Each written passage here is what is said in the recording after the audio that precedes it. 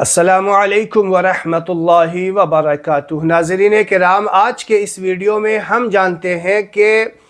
بیوی اگر شوہر کی اجازت کے بغیر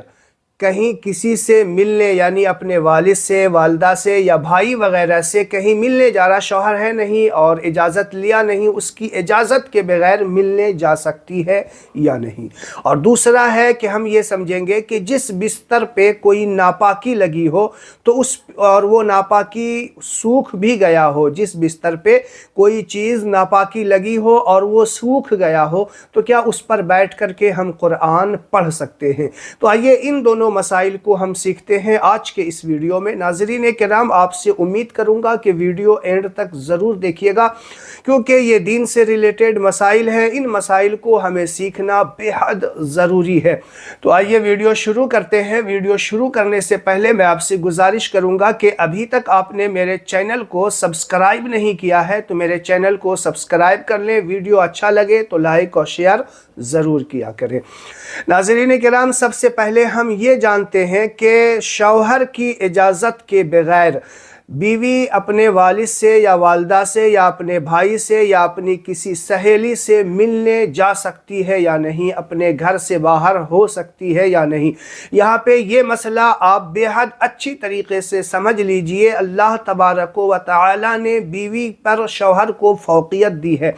اور بغیر اجازت کے جبکہ وہ اگر چلی جاتی ہے تو ان کے شوہر کو اس سے تکلیف ہوتی ہے۔ اس بات سے تو آپ یاد رکھیے گا کہ کل قیامت کے روز اس کا آپ کو حساب دینا ہوگا، اور اگر چونکہ وہ آپ نے دل آزاری کی ہے، جو شوہر آپ کا حاکم ہے اور اس کی حاکمیت میں آپ نے ان کی دل آزاری کی ہے، ان کی اجازت کے بغیر آپ چلی گئی ہے، تو اس بات کا قیامت کے روز حساب دینا ہوگا۔ اور اگر کوئی زیادہ ہوتی ہے، آپ دیکھتے ہوں گے کہ بہت ساری ایسی عورتیں ہوتی ہیں جو خود ہی مالکن بن بیٹھتی ہے اور اپنے شوہر کو کچھ سمجھتی ہی نہیں، جبکہ آپ یوں سمجھ لیجئے کہ بار بار اپنے شوہر کی دل آزاری کرنے سے آپ قیامت کے روز کنگال ہو سکتے ہیں، نامۂ اعمال میں کچھ بھی نیکیاں نہیں بچیں گی۔ وہ کیسے؟ آپ سمجھ لیجئے کہ جب آپ بار بار اپنے شوہر کی دل آزاری کرتی ہے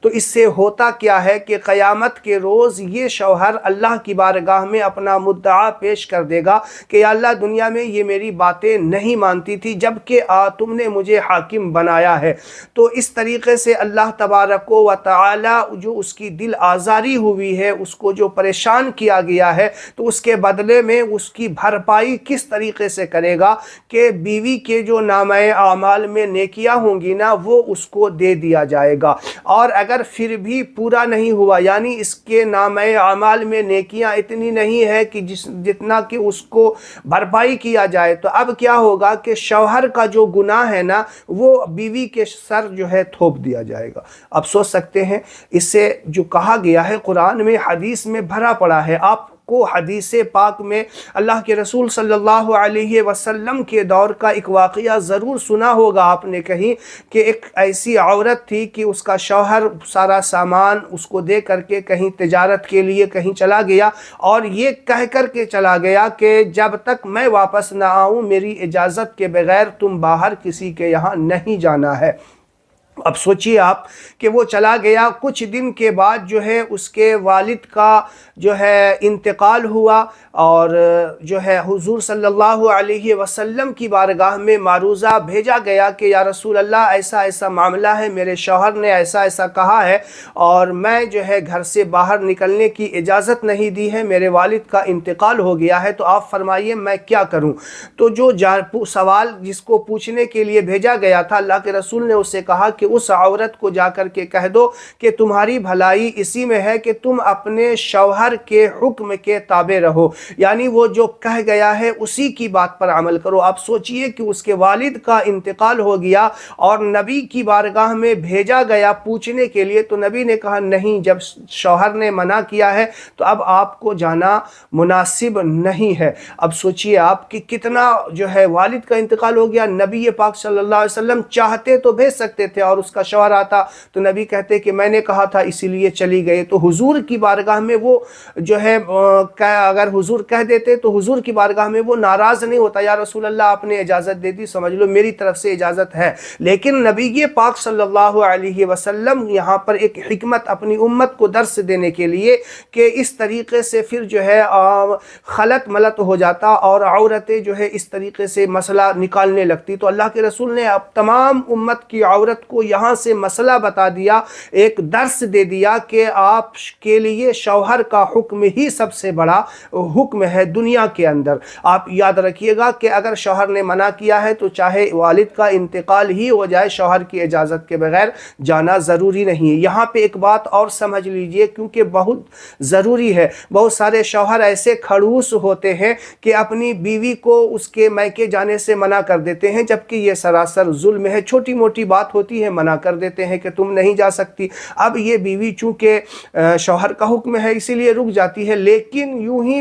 بے وجہ کسی کو اس کے والدین سے ملنے یا اس کے بھائی بہن سے ملنے روکنے پہ جو ہے بہت غلط ہے، ایسا کرنا یہ بھی سراسر ظلم ہے، یاد رکھیے گا۔ کیونکہ اگر آپ کو حاکم بنایا ہے تو جو آپ کی اتباع ہے وہ کرے گی، اور آپ کے اوپر جو ان کا حق ہے آپ کو بھی ادا کرنا ہے، کیونکہ آخری خطبہ میں نبی پاک صلی اللہ علیہ وسلم نے یہی فرمایا تھا کہ تمہارے ذمے ایک کمزور نفس کو دیا جا رہا ہے، تم اس کے حق حقوق کا خیال رکھنا۔ یعنی اللہ کے رسول صلی اللہ علیہ وسلم نے جب آخری خطبہ دیا تھا نا تو فرمایا تھا کہ تمہارے ذمے ایک کمزور نفس یعنی عورت کو تمہارے حاکمیت میں دیا جا رہا ہے، تو اب اس کا خیال رکھنا بھی تمہاری ذمہ داری ہے۔ تو دونوں کو آپس میں ایک دوسرے سے ملاپ کر کے ہی زندگی گزارا جائے، یہی بہتر ہے۔ تو میں آپ کو بتا رہا تھا کہ شوہر کی اجازت کے بغیر کہیں جانا یہ جو ہے سراسر خلاف شرع بات ہوگی، اور اس طریقے سے عورت گنہگار بھی ہوگی۔